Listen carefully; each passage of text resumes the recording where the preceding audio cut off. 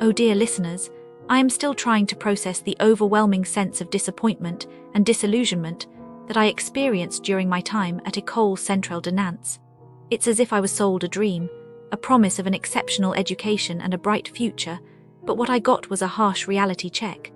As I reflect on my time there, I am reminded of the countless nights I spent struggling to make sense of the poorly planned curriculum, only to be met with condescending professors who seemed more interested in their research than in teaching us, the students.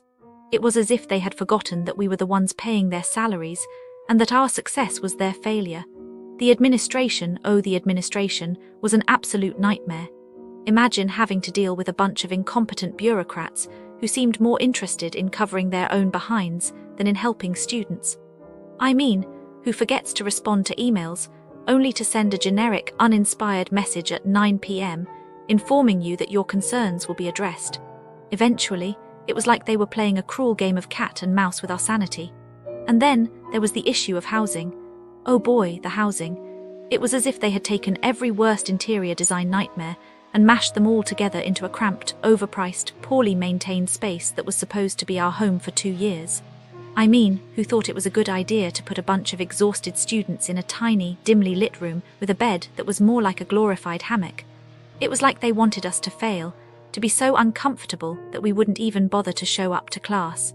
But of course, the cherry on top was the grading system. Imagine having to deal with professors who seem to have a personal vendetta against certain students, deducting points for arbitrary reasons, and then having the audacity to claim that it was all part of the learning process. It was like they were trying to break us, to make us doubt our own abilities and question our very existence. And what about the so-called research opportunities? It was all just a bunch of empty promises, a way to get us to work for free while they reaped all the benefits. I mean, who gets to work on a project for months, only to have it ripped away from them and given to someone else? It was like they were playing a game of musical chairs, except instead of chairs, it was our dreams and aspirations. But you know what the worst part was? It was the lack of support, the lack of empathy, the lack of humanity. It was as if they had forgotten that we were human beings, with feelings and emotions, and not just mere numbers on a spreadsheet. I mean, who gets to deal with the constant pressure, the constant stress, the constant feeling of being on the verge of a nervous breakdown without anyone to turn to. So dear listeners, if you're considering applying to École Centrale de Nantes, let me tell you it's not worth it. Trust me, you'll be better off somewhere else, anywhere else. Don't waste your time, your energy, your sanity on a place that doesn't care about you, that doesn't care about your well-being, that doesn't care about your future. What do you think, dear listeners? Have you had similar experiences? Share your stories with me, and let's commiserate about the woes of higher education together. And to the administration of École Centrale de Nantes, I say, shame on you. Shame on you for playing with our emotions, for toying with our futures, for pretending to be something you're not. You may have degrees, you may have titles, but you lack the one thing that truly matters: humanity. As I sit here writing this, I am reminded of the countless nights I spent crying, feeling helpless, feeling trapped. But I'm also reminded of the strength I found within myself, the strength to speak out, to speak up, and to speak against the injustices that I faced. So to all the students out there who have been wronged, who have been hurt, who have been silenced, I say, don't give up. Don't give up on your dreams, don't give up on your aspirations, and don't give up on yourself. You are stronger than you think, braver than you feel, and smarter than you know. And to École Centrale de Nantes, I say, I'll never forget, I'll never forgive, and I'll make sure that no one else has to go through what I went through. Businesses near École Centrale de Nantes. You know, they can be tricky sometimes, like not all of them, but some. They try to take advantage of tourists who do not know better. I heard about this one bakery close to the school. They would charge tourists double the price for bread and pastries, like the menu had one price. But when tourists paid, the cashier would say it was more, and the tourists, they would not notice because everything was in French, and they were in a hurry, you know. I think maybe the tourists realized later when they checked their receipts. But what could they do? They probably felt stupid and angry. But they were leaving soon anyway, so they just let it go. The bakery, they probably kept doing it until someone complained enough.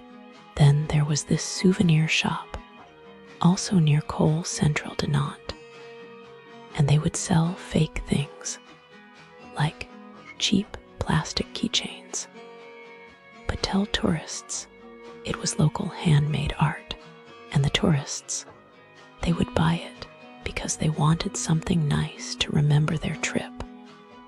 But when they got home, they would see it was just junk. I think the shop knew tourists would not come back to argue, so they did not care. Maybe some people left bad reviews online, but the shop is still there, so nothing really changed. Oh, and the worst one, this taxi driver near the school.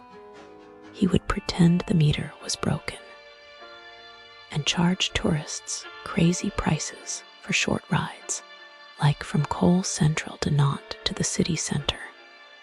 It should not cost more than 10 euros, but he would say 30 or 40. And the tourists, they were tired.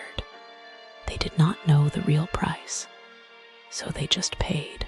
I think some of them probably told their hotels, but the taxi driver, he just found new tourists to trick.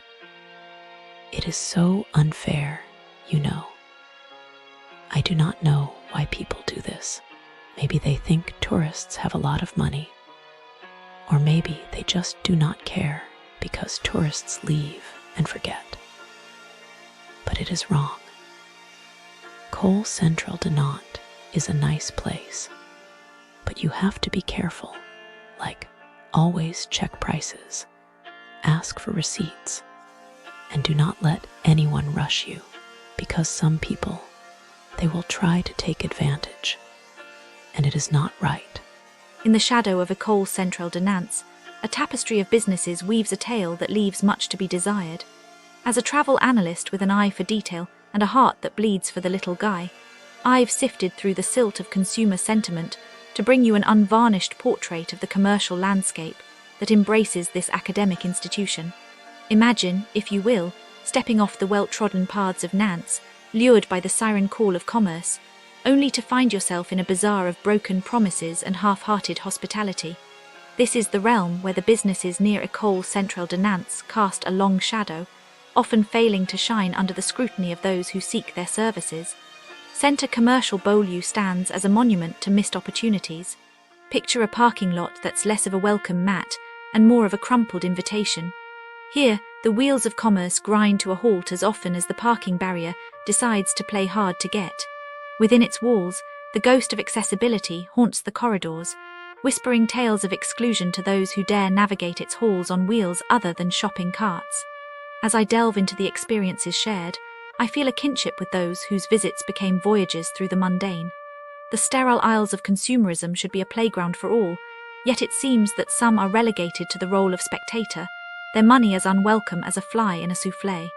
The personal touch, the warmth of a genuine greeting, these are the intangibles that turn a store into a destination.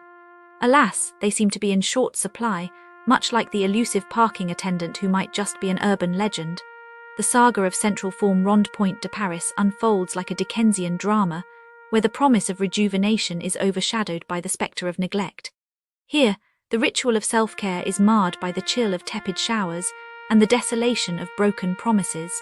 The patrons, once eager for the embrace of wellness, find themselves adrift in a sea of indifference, their dreams of fitness floating away on a raft of inaccessibility and unfulfilled potential. It's a tale of two cities within a city, where the gleam of polished equipment is tarnished by the reality of a gym that seems to be in a perpetual state of disrepair. The echoes of laughter and camaraderie are drowned out by the sound of dripping pipes and the creaking groans of machinery that has seen better days. The vision of a temple's to health and well-being is clouded by the fog of disappointment, leaving one to wonder if the patrons are the only ones breaking a sweat. Tira Maya, a culinary oasis that promises a journey to the heart of Mexican cuisine, often falls short of its lofty ambitions. The vibrant colors and lively rhythms of its cultural heritage are muted by the hum of dissatisfaction. The aromas that should dance through the air like marionettes on a string are instead weighed down by the scent of unmet expectations. The sizzle of the grill is overshadowed by the cold silence of patrons, pondering the value of their dining experience. As I ponder the stories of diners left hungry for both sustenance and satisfaction, I can't help but feel a pang of sorrow for the missed connections and the culinary potential that lies dormant, like a volcano waiting to erupt with flavor and joy. O Cafe DMJ, a sanctuary for the body and the soul, where the promise of nourishment is entwined with the principles of inclusivity and compassion. Yet, even here, the whisper of imperfection rustles through the leaves of the menu. The sanctity of a safe haven for the health